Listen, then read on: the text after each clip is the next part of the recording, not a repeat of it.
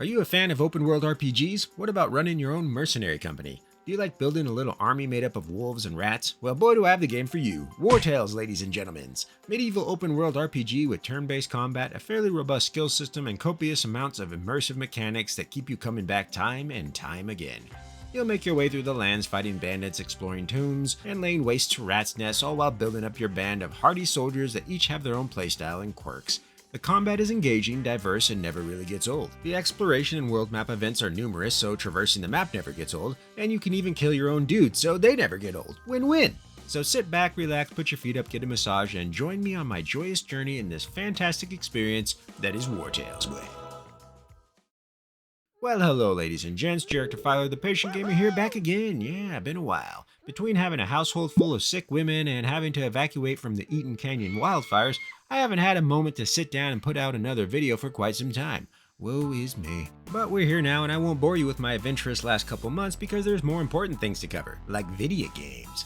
So on Christmas Day, I was blessed with a gift on Steam from my little brother. Turns out it was a game I've had on my wish list for many moons. Wartales, open world RPG with turn-based strategy mechanics set in a medieval environment. Hurrah! He also got me nearly all the DLCs. So full disclosure, this video is based off a novice playthrough with region-locked exploration and the Pits, the Tavern Opens, and Pirates of Belerion DLCs. There are several difficulties in Iron Man mode as well, so lots of options here for every player, but I chose to play on Novice because it was my first playthrough. Also, I have yet to obtain the Skelmar Invasion DLC because my little brother actually bought the game for me before it was released. However, I'm very much willing to get that soon because it seems well received, and who doesn't love Vikings, am I right? Needless to say, I jumped right in, as this kind of game is right up my butt. Alley. right up my alley. We dabbled in a little co-op session at the start, but eventually we had to go our separate ways, and I found myself instantly addicted in the single-player run. Still am, to be honest. Published by Shiro Games, who I didn't know happens to be the same dudes that developed the fun Northgrad, probably the game I'm going to be doing a video on next, and they also have Spacecraft supposedly coming out sometime this year, so you might want to check that out as well. Wartales is a fairly competent RPG romp that really innovates in lots of areas. It's almost like Mountain Blade in some sense. You wander around kind of making your own story in a way, but not as much. Wartales is a bit more involved in the questline department. For starters, you will traverse across different zones on the world map, unlocking each one as you progress. Unlike the adaptive exploration mode, which has the world leveling with you, each zone in the region-locked exploration option ties into a level range, which I prefer as it forces you to level up before moving on to the next zone. However, for the most part, you can go into any zone you wish at certain points, but you'll be super out-leveled and out-geared and will most likely just get wrecked if you aren't careful. Super fun. Almost as fun as liking and sharing this video while subscribing to this channel to help the little guy. Me! That said, I did go into some zones that were higher level than me and, slowly but surely, quested and battled my way through just fine. It was a challenge, but doable and quite frankly just loads of fun. Winning battles against higher enemies is always a gaming ego boost, am I right? Back to the zones. Each zone has a main storyline as well as side quests aplenty, which brings me to my first impression positive of Wartales. There is always something to do in the game at any given time. The world map is full of little side events and quests or just roaming bandits or animal packs to slaughter and loot. You have ruins to explore, bandit camps to weaken by killing the bandits in the area and then hitting the camp itself, farms and mills that will often have little side quests or events, and more. Woo! There is never a moment where you feel like you're stuck in a rut or there's nothing to do. There is always something to do, and I love that. Awesome job with having a map that's nicely populated and full of stuff. Great damn. Now each zone will generally have a major town hub, or city in the case of Gothenburg, where you can trade and do blacksmithing or apothecary stuff. The crafting system is fairly decent with many items to build such as weapons, armor, and oils that you use to buff your weapons. Lots of options here, it's awesome. Also, in the inns of each town, you can accept mercenary contracts. This will generally be your main source of income. These quests are mostly finding bandits and rats' nests and kill.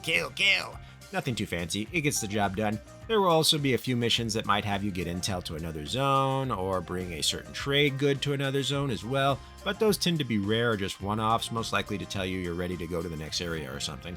So the main gameplay loop is you wandering around the zone, picking off bandits or animal packs for missions, all while exploring and progressing with that zone's main questline. Your rewards in completing quests, events, and battles will be either gold, influence, which is used to complete tasks, pass some quest parameters, and recruit new soldiers, or you can just get loot as well. And I will say that as simple as this sounds, it never gets old. There was never a time I was bored, to be honest, with the exception of the Pits DLC, which we'll get into later. But I think what pulled this off is the pacing of the game.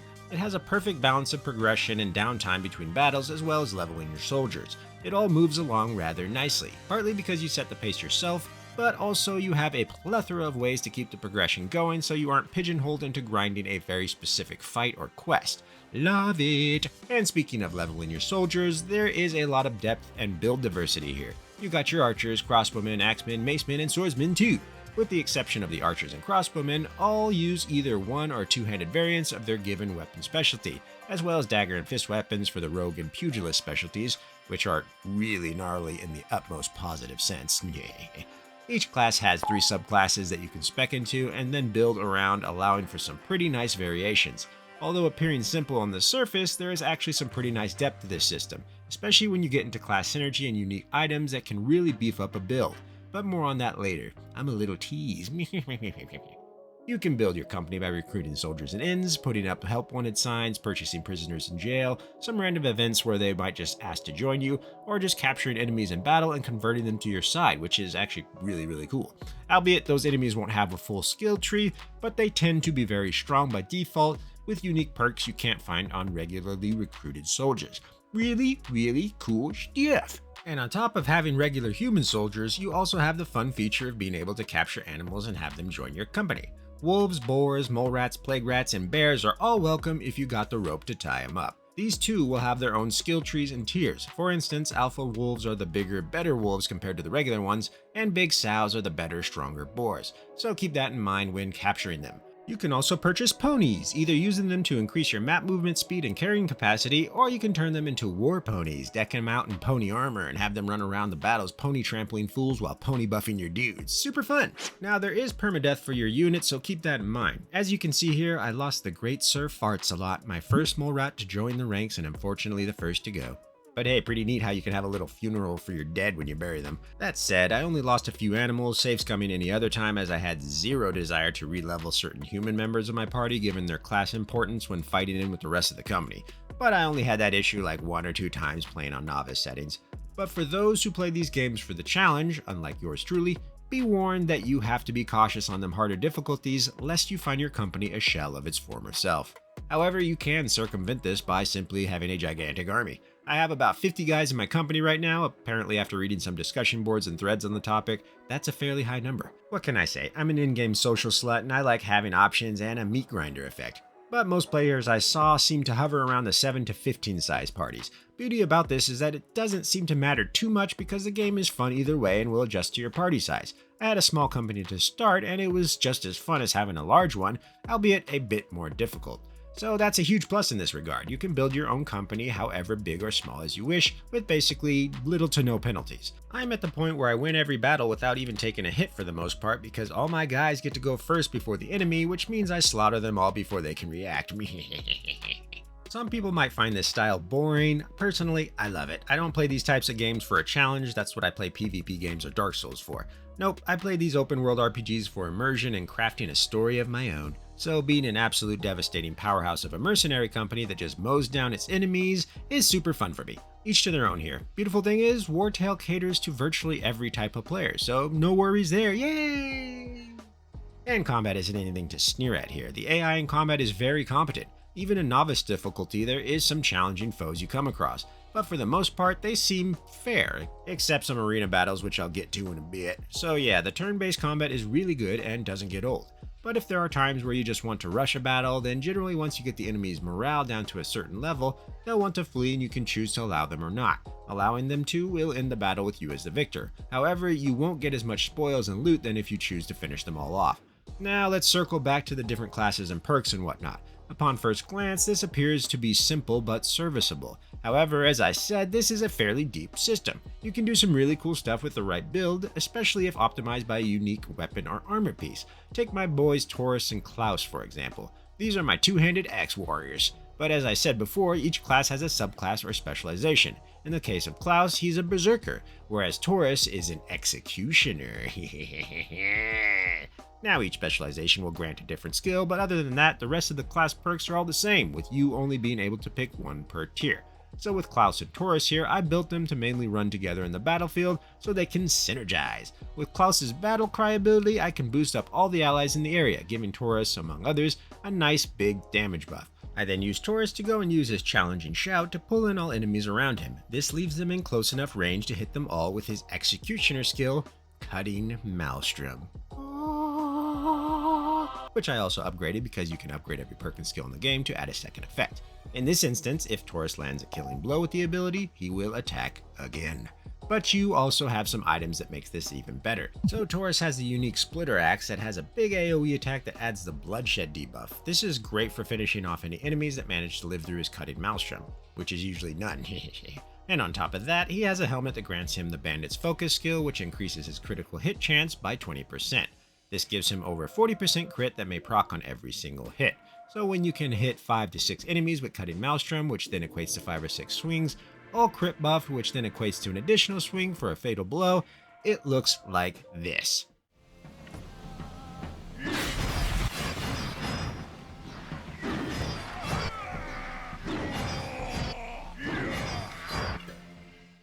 Oh, praise the sexy slaughter. Don't get more awesome than that. Granted, these are a bit lower level guys than me, but Taurus wipes the floor with everyone regardless. But that's just one example of class synergy and how some of these builds, especially with certain unique weapons and armor, can be absolutely awesome and just loads of fun. Shauna, for example, is my main archer lady. She wields the Indomitable One, a unique bow that grants a piercing attack. I also have her as a hunter class, which provides the recoil shot ability, which also pierces. She also has the aim ability, which grants deafness or double range on her attacks. So if you manage to position her to where she has a nice line of sight of enemies, she basically insta-kills most of them a lot of the time. Or you have Alphek, one of my tanky swordsmen who's also an arsonist. I decked him out in all this burning gear, so he loves fire and being on fire and putting people on fire. Just a lover of the flame. So I like to run him around with Flobert, that's their name, not mine, who uses incendiary flasks while wearing the flamboyant headdress, a hat that gives him 30% more damage against burning units. I'll have Flobert toss a flask all over the enemy and then send Alphek in to lock them down while basking in the flames. Never gets old. Now, these are just a few examples of the kind of synergy and builds you can do with your company using skills and unique items. I wouldn't say it's extremely complex in its implementation, but there is still a great deal of options that allow for tons of different playstyles that grant tons of replayability. The system is deep enough but not overwhelming. Love it!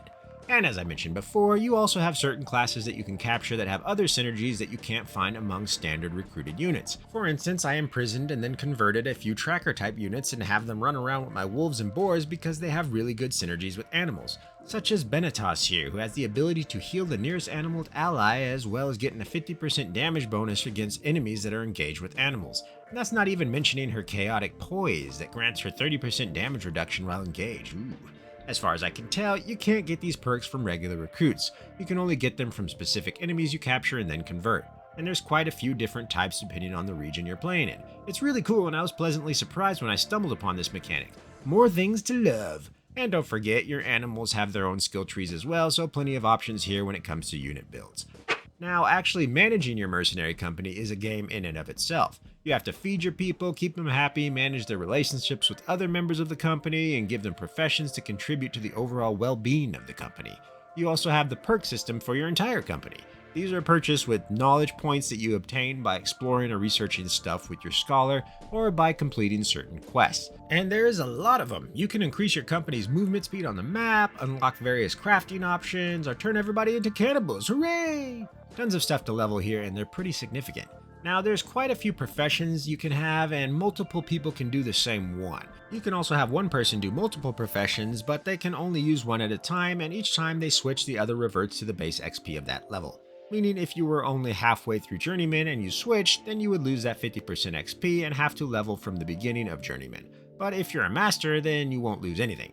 And it's not particularly hard to level most of the professions anyway, so that's kinda cool. It allows you to run a much smaller company without sacrificing profession bonuses. Anyways, the main ones that are somewhat needed are Thief, Blacksmith, Scholar, Alchemist, and Tinkerer. Thieves can pick your locks and do espionage on other taverns that you're competing with the Taverns DLC, more on that later. Blacksmiths build and upgrade armor and weapons. Scholars will research items you get from tombs that can give you uniques and knowledge among other things. Alchemists will create healing potions, metal ores for crafting with the blacksmith, weapon oils, offhand weapons, and belt accessories. And the Tinkerer is very important as they create all the very necessary pieces of equipment in your camp. The camp is what you use to rest your company after they get fatigued. There you will have them do some profession stuff, feed them, use tents and campfires for bonuses and whatnot. Lots of stuff goes on in the camp and it's very important. But then you have less necessary professions like the brewer that makes all the booze, well, might be important for some. And my personal favorite profession, cooking. My cook was the first person I got to master level in any profession, so now he can make all these fancy feast dishes that grant all these bonuses and offer more food per rest. Pretty awesome. There's also woodcutting, angling or fishing, and mining so your dudes can gather resources on the world map. And lastly, you have the bard, which you can use to sing songs in inns for money, influence, or beer. But these professions are probably the least important. And on top of all this, Wartales has some minigames in it, like arena battles and roosts, a sports game that's like football mixed with rugby or something. I don't know, I'm not a sports guy, and I don't really care for roost myself, found it fairly unfun and boring to be honest, but it's not particularly hard and you get rewards for beating the match in each zone. Arenas I didn't care for at all as they put you in a major disadvantage and basically screw you over in order to make it difficult. I still beat them, they're not impossible, but I find them exceptionally unfun. I'm not sure most people like them to be honest. Now let's move on to the DLC so I can cover that real quick here. I've only played 2 of the 3 that I own, the Pits and the Tavern Opens. The Tavern DLC is awesome. I love it. You basically become the owner of a tavern that you stock with employees and build up a menu. Your employees will gain experience just like your soldiers, allowing for greater items to be made for menus, which will result in better profits.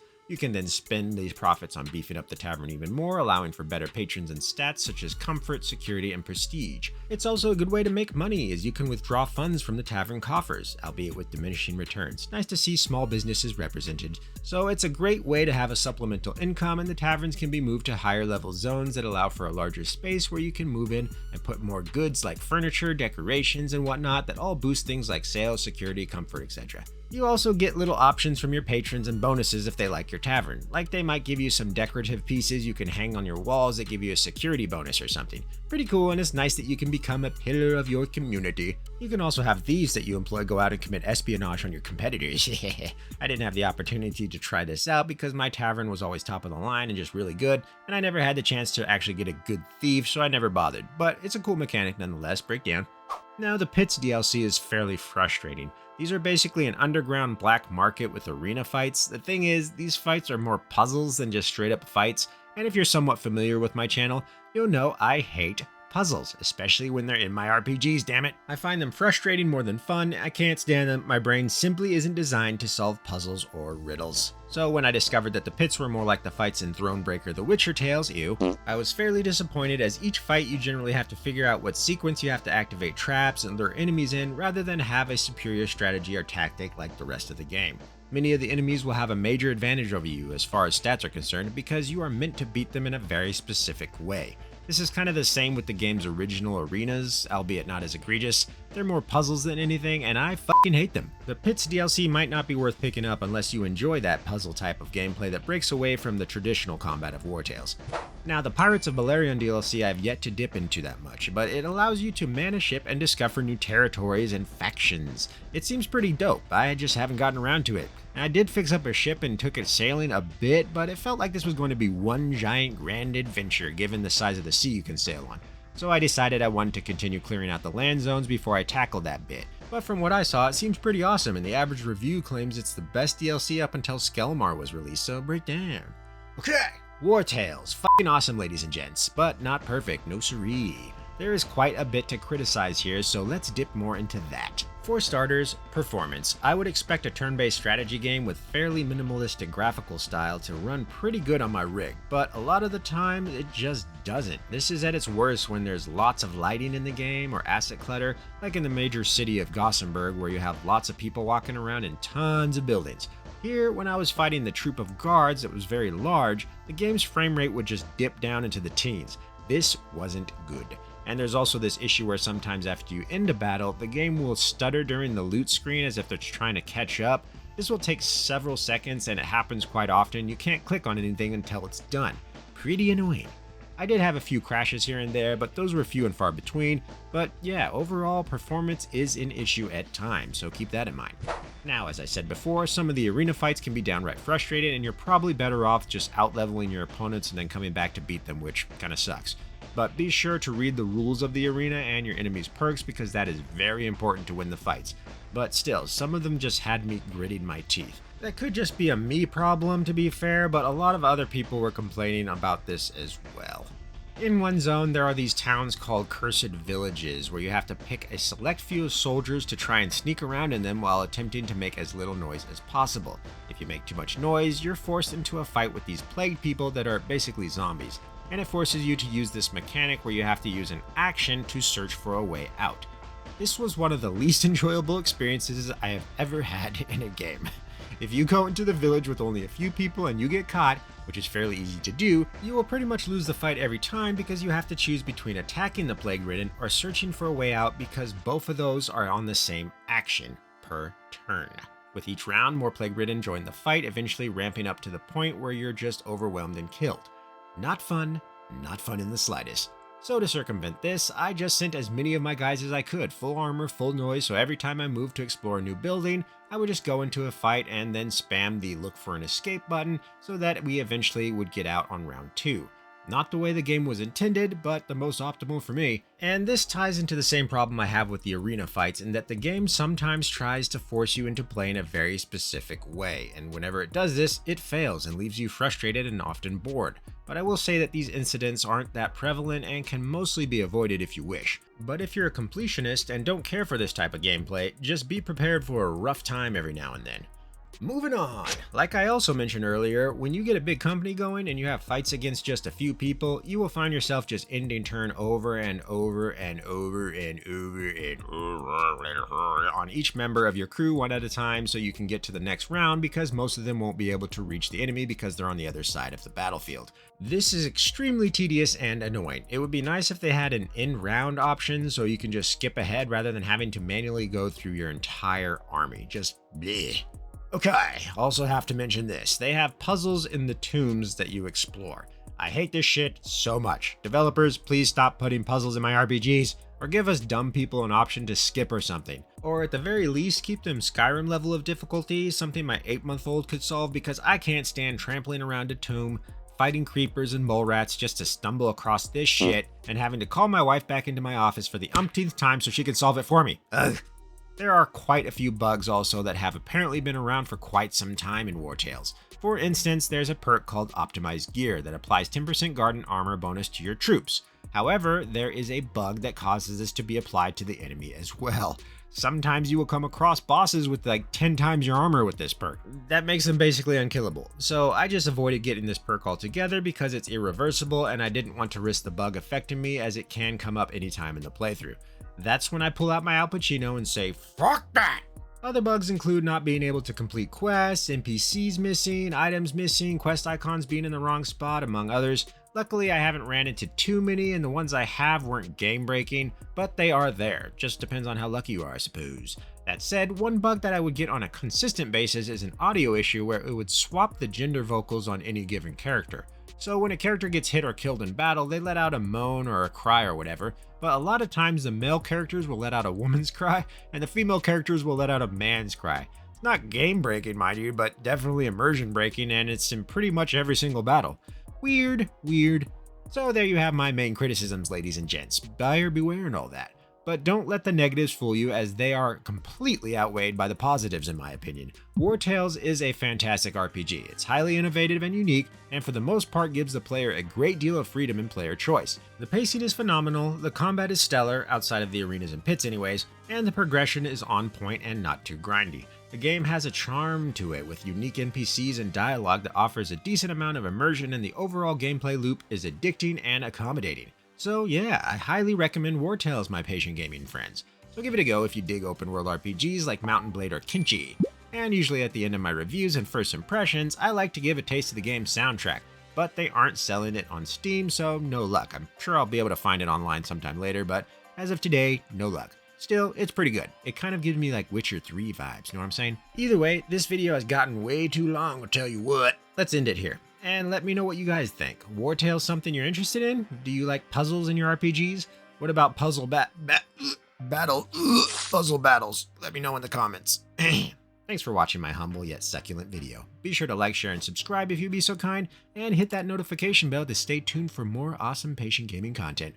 This has been Jarek Defiler, hating puzzles in my RPGs. You all have a good morning, afternoon, evening, or night, depending on where you are. And go tell some tales of war, yeah.